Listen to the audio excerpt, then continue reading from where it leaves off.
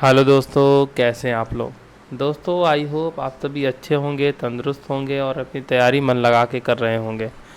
दोस्तों एक बहुत बड़ी खुशखबरी आपके लिए आई हुई है बिहार पुलिस अवर सेवा आयोग की तरफ से। जी हाँ दोस्तों, जैसा कि आपको पता है कि बिहार में इस समय जो सरकारी वैकेंसियों का नोटिफिकेशन है वो काफ़ी तेज़ी के साथ निकल रहा है।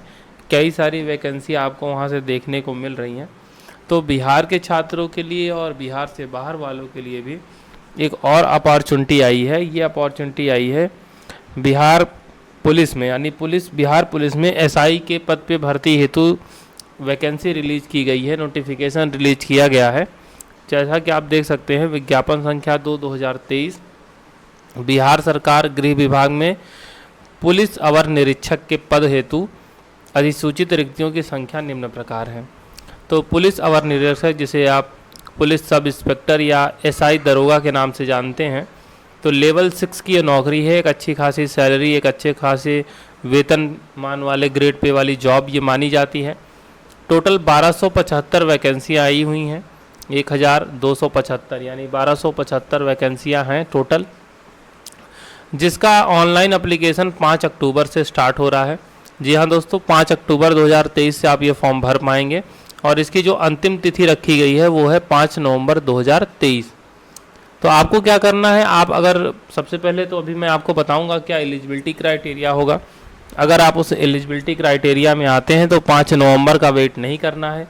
5 अक्टूबर से जैसे ही ये प्रोसेस स्टार्ट होता है आपको फॉर्म फिल कर देना है।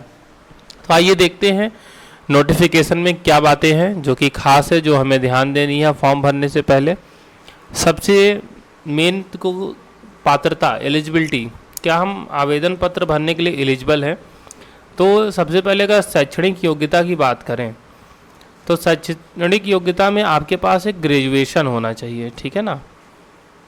अगर आप ग्रेजुएट हैं किसी भी केंद्रीय विश्वविद्यालय से या राज्य सरकार द्वारा मान्यता प्राप्त विश्वविद्यालय से, तो ग्रेजुएट होने चाहिए आप। अगर आप ग्रेजुएट हैं तो आप ये फॉर्म फिलअप कर सकते हैं, ठीक है दोस्तों। अगली जो बात की जाएगी वो उम्र सीमा की गणना। अच्छा देखिए, जो कट ऑफ डेट रखी गई है, चाहे वो शैक्षणिक योग्यता की हो, चाहे वो आयु संबंधी योग्यता की हो, उम्र सीमा की हो, वो 1 अगस्त 2023 रखी गई है। यानी 1 अगस्त 2023 तक आपके पास वो जो योग्यता है वो होनी चाहिए। अगर उस डेट तक आपके पास वो योग्यता उपलब्ध नहीं है तो फिर आप फॉर्म नहीं भर पाएंगे। तो एज क्या होनी चाहिए, देखिए एज की जो गणना की जाती है वो आपके हाई स्कूल के सर्टिफिकेट के आधार पे होती है। तो उसके अनुसार अगर आप अनारक्षित यानी जनरल कैटेगरी के पुरुष हैं तो आपकी न्यूनतम उम्र तो 20 वर्ष होनी चाहिए, कम से कम 20 साल उम्र हो, और अधिकतम 37 साल। अगर बात करें महिलाओं के लिए तो न्यूनतम उम्र 20 साल और अधिकतम उम्र 40 साल है, ठीक है। बाकी देखिए एज रिलैक्सेशन भी मिलता है, ये तो वो एज रिलैक्सेशन भी आपको मिलेगा। अभी जो रखा गया है कट ऑफ वो मैं बता रहा हूँ। तो अगर आप जनरल के पुरुष हैं तो 20 और 37 होगा, और महिला हैं तो 20 और 40। अगर बात करें पिछड़ा वर्ग एवं अत्यंत पिछड़ा वर्ग के लिए तो यहाँ न्यूनतम उम्र 20 साल है और अधिकतम उम्र 40 साल है, पुरुष हो चाहे महिला। अनुसूचित जाति एवं अनुसूचित जनजाति के महिला पुरुष की बात करें तो न्यूनतम उम्र 20 साल होगी और अधिकतम उम्र होगी 42 वर्ष, ठीक है ना। इसके अलावा जो एज रिलैक्सेशन मिलता है उसका डिटेल यहाँ पे दिया हुआ है, अगर आप एज रिलैक्सेशन लेना चाहते हैं तो उसके बारे में देख सकते हैं। अब आता है सबसे, क्योंकि ये देखिए पुलिस की भर्ती है, एसआई की भर्ती है, तो शारीरिक मापदंड भी बहुत इम्पॉर्टेंट हो जाते हैं। तो कुछ शारीरिक मापदंड भी आपके अंदर होने चाहिए। अगर ये शारीरिक मापदंड पूरा करते हैं तो ही फॉर्म भरें। हालांकि शारीरिक मापदंड के लिए कोई मार्क्स, कोई नंबर आपको नहीं मिलेगा, लेकिन ये ज़रूरी है। अगर ये हरताएँ आप शारीरिक मानक पूरा नहीं करते तो फिर आप असफल हो जाएंगे। ऊंचाई आपकी, लंबाई जो होनी चाहिए, अगर आप पुरुष हैं पिछड़ा वर्ग या जनरल कैटेगरी के तो 165 सेंटीमीटर की न्यूनतम हाइट आपकी होनी चाहिए, और अगर आप अत्यंत पिछड़ा वर्ग के पुरुष हैं तो न्यूनतम 160 सेंटीमीटर होनी चाहिए। इसी तरीके से अगर मैं बात करूं कि अनुसूचित जाति एवं अनुसूचित जनजाति के पुरुष हैं तो न्यूनतम 160 सेंटीमीटर होनी चाहिए। और सभी वर्ग की महिलाएं, किसी भी वर्ग की हों, जनरल हो, अनुसूचित जाति हो, कुछ भी हो, तो उनके लिए जो हाइट का क्राइटेरिया रखा गया है वो रखा गया है 155 सेंटीमीटर का। ठीक है, तो महिलाओं के लिए एक सिंगल क्राइटेरिया है 155 सेंटीमीटर का। जहाँ तक सीने की बात है तो चेस्ट के लिए सिर्फ पुरुषों के लिए है, क्योंकि महिलाओं का चेस्ट मैपिंग नहीं होती है। महिलाओं के लिए चेस्ट के लिए कोई क्राइटेरिया नहीं है। पुरुषों के लिए है कि बिना फुलाए 81 होना चाहिए और फुलाने पे 5 सेंटीमीटर फूलना चाहिए, तो 86 होना चाहिए। ठीक है ना। और अगर अनुसूचित जाति या अनुसूचित जनजाति के हैं तो इसमें थोड़ा छूट मिल जाएगी, 2 सेंटीमीटर की छूट मिलेगी, यानी बिना फुलाए 79 सेंटीमीटर और फुला करके 84 सेंटीमीटर होना चाहिए, यानी फुलाने पे कम से कम 5 सेंटीमीटर फूलना चाहिए। जैसा कि मैंने कहा, महिलाओं के लिए सीना की कोई मापी नहीं होगी। वजन जो हो तो सभी जो महिला वर्ग है उनकी न्यूनतम वजन जो है 48 केजी होना चाहिए। महिलाओं का वजन 48 केजी से कम नहीं होना चाहिए।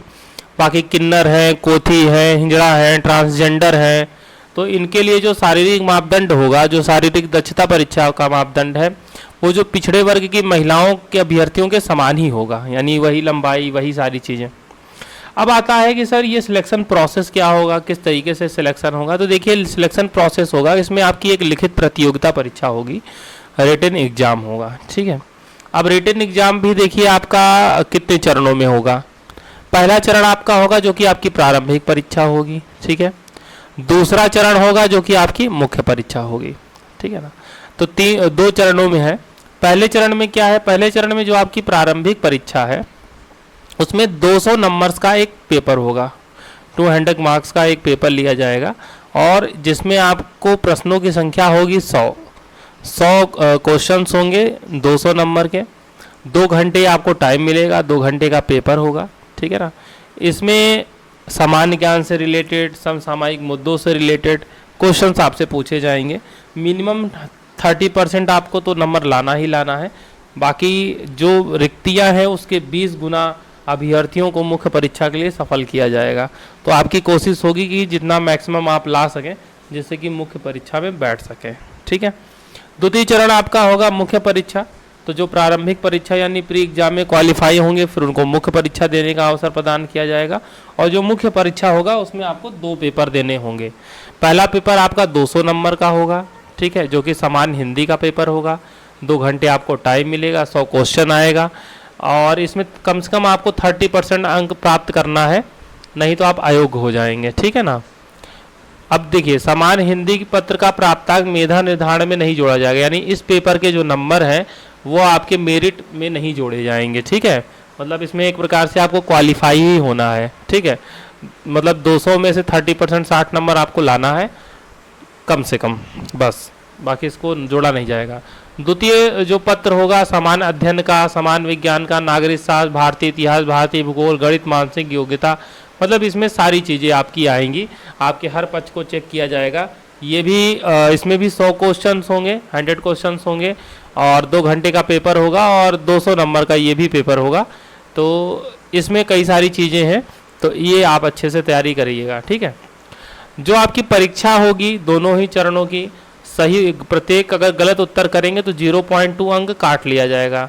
ठीक है, जैसे मतलब एक क्वेश्चन पे आपको 2 नंबर मिल रहा है, तो एक गलत क्वेश्चन करेंगे तो 0.2 नंबर आपका काट लिया जाएगा, यानी निगेटिव मार्किंग है। ठीक है, तो निगेटिव मार्किंग है, इसलिए बहुत ज़्यादा आपको तुक्का नहीं मारना है। ठीक है ना। इसके अलावा देखिए, मुख्य परीक्षा के आधार पर ही लिखित परीक्षा, जो शारीरिक परीक्षा है उसके लिए लोगों को चयनित किया जाएगा। जो 6 गुना अभ्यर्थियों को मुख्य परीक्षा में जितने लोग बैठेंगे, पहले प्री से तो 20 गुना लेगा, फिर मुख्य परीक्षा लेने के बाद 6 गुना लेगा, और उनको तृतीय चरण यानी शारीरिक योग्यता परीक्षण के लिए बुलाया जाएगा। इसमें आपको नंबर नहीं मिलेगा, लेकिन आपको हर शारीरिक परीक्षा में सफल होना अनिवार्य होगा। जैसे दौड़ है, ठीक है, तो पुरुषों के लिए जो दौड़ है वो 1.6 किलोमीटर की दौड़ है, जिसको आपको 6 मिनट 30 सेकंड में पूरा करना है। ठीक है, 1.6 किलोमीटर की दौड़ 6 मिनट 30 सेकंड में पूरा करना है। ठीक है, अगर इस समय में नहीं पूरा कर पाएंगे तो आप डिस्क्वालीफाई हो जाएंगे। अगर महिलाएं हैं तो उनको 1 किलोमीटर दौड़ना है, और 1 किलोमीटर दौड़ने के लिए उनको 6 मिनट का समय मिलेगा। 6 मिनट में 1 किलोमीटर दौड़ना है। ठीक है। ऊंची कूद की बात करें तो जो पुरुष हैं न्यूनतम 4 फीट का होगा। ठीक है, और महिलाओं के लिए बात करें तो महिलाओं के लिए 3 फीट का ही होगा। लंबी कूद की बात करें तो पुरुषों के लिए 12 फीट है, जबकि महिलाओं के लिए ये 9 फीट है। यानी मिनिमम आपको इतना तो कूदना ही है, बाकी आप इससे ज़्यादा कूद लें वो आपकी कैपेबिलिटी है। गोला फेंक होगा। गोला फेंक में क्या करना है, 16 पाउंड का गोला होगा, न्यूनतम आपको 16 फीट तक फेंकना होगा। महिलाओं के लिए 12 पाउंड का गोला होगा जो आपको 10 फीट तक फेंकना होगा, ठीक है ना। अब क्या कह रहा है कि अगर नियत समय में दौड़ पूरी करने वाले अभ्यर्थियों को ऊंची कूद, हाँ अगर आप नियत समय में दौड़ पूरी करते हैं तभी आप ऊंची कूद, गोला फेंक ये सब कर पाएंगे। अगर आप नियत समय में एक परीक्षण पूरा नहीं करते तो अगले परीक्षण के लिए आप डिस्क्वालीफाई हो जाएंगे, ठीक है ना। और दौड़ के लिए आपको कोई दूसरा चांस भी नहीं मिलेगा। ऊंची कूद और लंबी कूद, गोला फेंक में आपको 3 मौका दिया जाएगा, 3 चांस मिलेगा कि आप उसमें कर ले जाएं, ठीक है। दौड़ना स्टार्ट कर दीजिए, अगर आप फॉर्म भरने वाले हैं तो दौड़ना स्टार्ट कर दीजिए, ठीक है। और मेधा सूची एवं नियुक्ति के अनुसार तो जो आप लिखित परीक्षा में जो प्राप्त अंक होंगे उनके आधार पर आपकी मेरिट बनेगी, जैसा कि मैंने आपको बताया कि लिखित परीक्षा के आधार पर ही आपकी मेरिट बननी है, ठीक है ना। इसके अलावा देखिए रिक्तियों की बात करें तो मैंने आपको बताया कि टोटल 1275 पद है। जैसे ट्रांसजेंडर के 5 हैं, आर्थिक रूप से कमजोर के 111 हैं, जनरल के 441 हैं, पिछड़ा वर्ग 107, पिछड़ा वर्ग की महिला 82, अत्यंत पिछड़ा वर्ग 238, अनुसूचित जनजाति 16, अनुसूचित जाति 275। तो ये कैटेगरी है, इसके आधार पर जो है पदों का डिस्ट्रीब्यूशन किया गया है। आरक्षण का देखिए जो लाभ है वो केवल बिहार राज्य के मूल निवासियों को ही मिलेगा। आपको पता है जो बाहर के होते हैं, यानी जो राज्य के बाहर के लोग होते हैं वो जनरल में ही काउंट किए जाते हैं, तो उनको इसका कोई लाभ नहीं मिलने वाला है, ठीक है दोस्तों। तो दोस्तों ये जो कुछ इंपॉर्टेंट पॉइंट थे वो मैंने आपको बता दिए हैं। बाकी इसमें कितनी, जैसे आप फॉर्म भरते हैं कितने केबी की फ़ोटो होनी चाहिए, ये सारी डिटेल भी दिए हुए हैं। तो इसके लिए आपको क्या करना है, इसके लिए आपको ये नोटिस डाउनलोड करनी है। कहाँ से करेंगे, वेबसाइट आपके सामने है www.bpssc.bih.nic.in। इस वेबसाइट पर आपको जाना है। इस वेबसाइट पर जा कर के आप इस PDF को डाउनलोड कर सकते हैं, वहाँ से अपना फॉर्म भर सकते हैं। अगर कोई आपको प्रॉब्लम आती है तो कमेंट बॉक्स में हमसे आप पूछ सकते हैं, हम आपकी प्रॉब्लम को रिजॉल्व करने की कोशिश करेंगे, ठीक है। साथ ही साथ वीडियो अगर पसंद आई हो तो इसको लाइक कर दीजिएगा, चैनल को सब्सक्राइब जरूर कर दीजिएगा और ज़्यादा से ज़्यादा लोगों तक वीडियो शेयर कर दीजिएगा। यही मौका है, मन लगा करके तैयारी करिए और बिहार पुलिस में SI के पद पे सेलेक्ट हो जाइए। हमारी शुभकामनाएं आपके साथ हैं। मिलते हैं अगले अपडेट में, तब तक के लिए धन्यवाद।